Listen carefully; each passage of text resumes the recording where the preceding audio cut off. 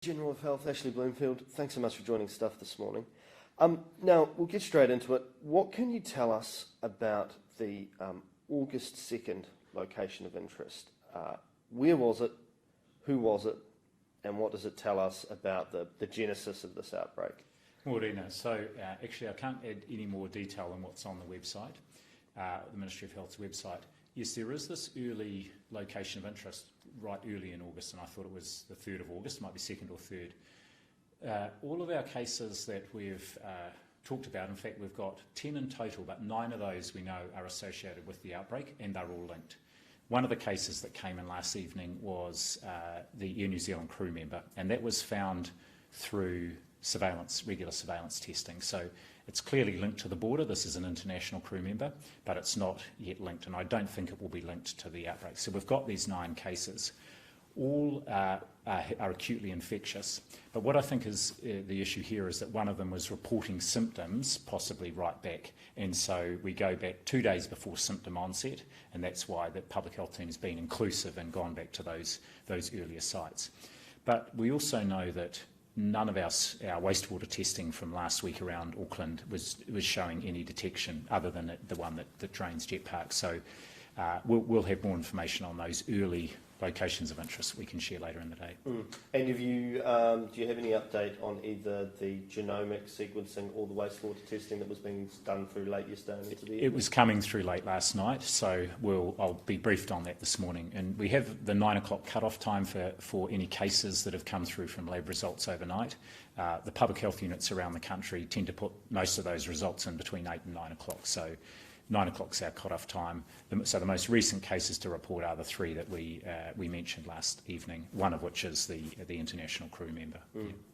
Now, we've had reports that the Crown Plaza MIQ facility has been closed to people either exiting and finishing their time in isolation or people coming out. Do you know anything about that? Can you tell us anything about that? Yes, I was called last evening by our Deputy Director of Public Health that they had found a bubble of 3 people in that facility who had returned positive day 12 tests, having tested negative previously in their stay. And so what we do as a precaution in these instances, and we've done it before, is we aim to rule out whether there's been in-facility transmission, and if those people just shy of leaving the facility have been infected, we want to make sure that no one else may have been infected. Even if they've returned a negative day 12 test, they could be sort of incubating it. So what we made the call was to prevent anyone leaving until we find out more about what's going on, and possibly we retest everybody again before they leave. So how long would that be expected to take, 2 or 3 days sort of thing? Well, in the first instance, we've sort of paused people leaving for up to 48 hours while we get to the bottom of it. Yep. And it's a bit inconvenient, but I dare say people would be leaving, going into an alert level 4 wherever they were going around the country anyway. So thank you to those people for their patience, and I know there's an inconvenience there, but it's just a precaution we do take in these instances. And can you say whether those travellers had come from New South Wales?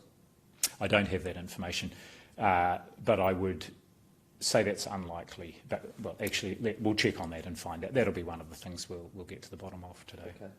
Okay. Just stepping back for a minute and looking more broadly, and I guess probably I'm asking you for your subjective view here, is how concerning is the current, I guess, the general spread of the outbreak and where we're at? How concerning is it compared to when we were in a similar time during level 4 last year? Well, it's hard to remember back to level 4 last year, except that, first of all, we had outbreaks right around the country.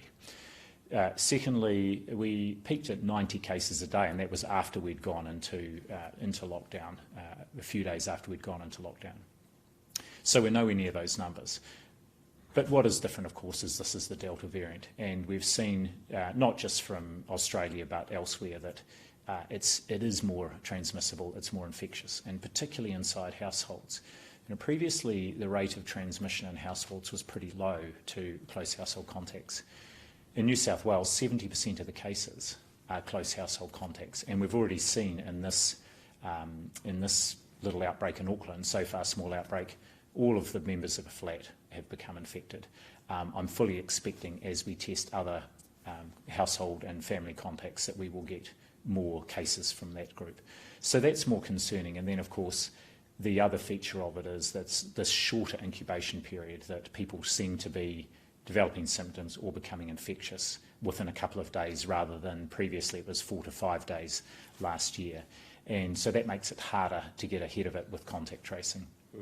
But what I am hopeful about and reassured about is, even with a much bigger outbreak last year, alert level 4 and a really strong lockdown means we can not just stop those chains of transmission, but actually get back to 0 cases in the community again. And obviously that's our objective and intention here. And at the moment, you think we are on track to achieve that? Well, it's too early to say we're on track to it. I think the outbreak numbers are going to increase, and the modelling that Sean Hendy and others have done suggests we will see quite a number of more cases. But we know it works. And in fact, if you look at some of the states in Australia, even over the last few months, that have gone early to a pretty strong lockdown, that we have seen that they have got around it and managed to stop that community transmission. Taiwan's another good example where it had a pretty widespread outbreak and was able to get around that and get back to 0 transmission in the community. Obviously, the test results are key, but do you have a current working theory of where the index case came from? Well, we know it's linked to the New South Wales outbreak, and we've seen some quite close matches of the genomic sequencing we've got from the first case with genomic sequences of cases still in New South Wales. So just a one, what they call SNP SNP difference.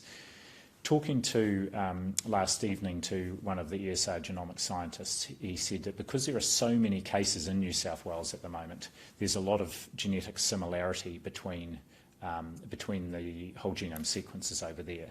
So we know it's come from there. The question is whether it's come in through one of the 3 people from Australia that's been in managed isolation that has tested positive, or whether it may have come in on one of those flights after the bubble was closed and there was the sort of the 7-day period whereby people could travel back. We know all of those people had confirmed pre-departure tests, but there may have been a possibility someone was infected after their pre-departure test, or it was very early in the infection and that it came through the border. The whole genome sequencing results from overnight will help us keep building that picture. Yeah.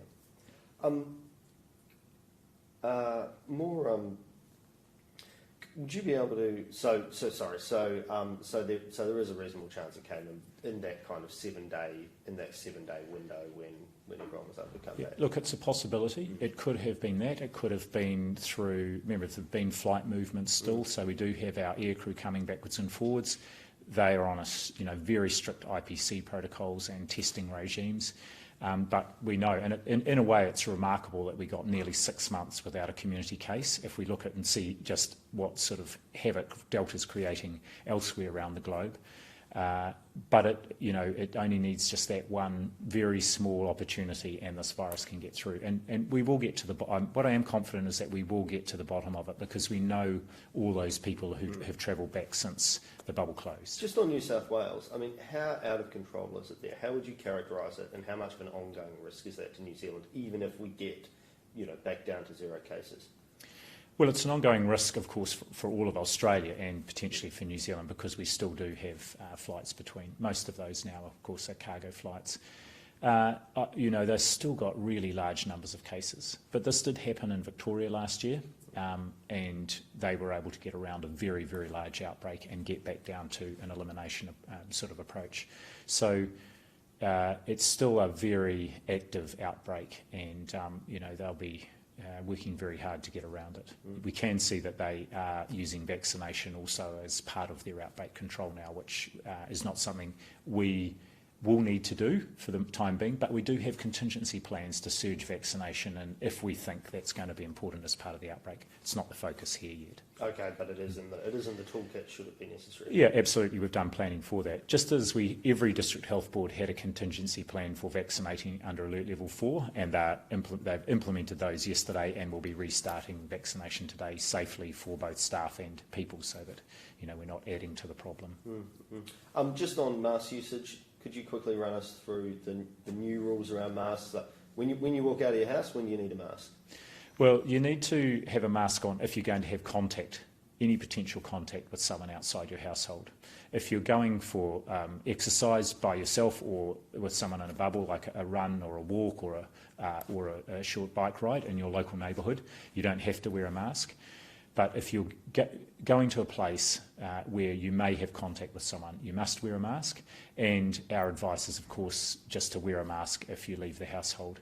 It's not compulsory in workplaces that don't have customer-facing contact, but certainly here, say at the Ministry, we've got a lot of people here as part of the response. We are using masks as part of our looking after each other and making sure that we're just not putting ourselves and our response at risk. And tell us about your own vaccination. You said the other day that you're booked in. When for your first shot, when's that happening? Yeah, that's happening Sunday. I've only recently become eligible. I'm Group 4. I don't have any pre-existing conditions, so I was waiting my turn. Over the weekend, I went on to book my vaccine, found that even I could use it, and booked in the first ones this Sunday. I'm hoping the second one will coincide with some planning around a big mass event here in Wellington in about 6 weeks' time, so I'll have my second one there. And, it's just been great to see the level of interest in over 1 million bookings in the system. One thing I would say is a really good reason why people should get vaccinated. And this is the reason why, even if we had very high vaccination coverage now, we would still be acting early and very quickly, quickly and strongly in response to a case. We've still got a big, important part of our population, our children, who cannot yet be vaccinated. And the best way to protect them, of course, is while they can't yet be vaccinated, that we vaccinate our adult population, anyone who's eligible, and that we still maintain that elimination approach until the possibility is there to vaccinate them. We've got enough vaccine coming to do that. We're just waiting for the evidence that will be emerging over coming months, and so we are already starting the planning to roll out to our children, our tamariki, if government makes the decision to use in that group as well. Anything else to add? Anything else to add? Most important thing everyone can do is stick in your bubble. Alert level 4 will be how we will get ahead of and around this outbreak, whether it's Delta or not. We know it is Delta. If you have the opportunity to get vaccinated, go and get vaccinated. And most importantly is anyone in particular who's an essential worker, keep an eye on that list of locations of interest. With most people locked up at home in their bubble, it's just really important that our essential workers who are out and about, if they have been at a location of interest, that they stay home and get tested and not get out in the community. Director General of Health, Ashley Bloomfield, thank you so much for joining us this morning. Kia ora, my pleasure.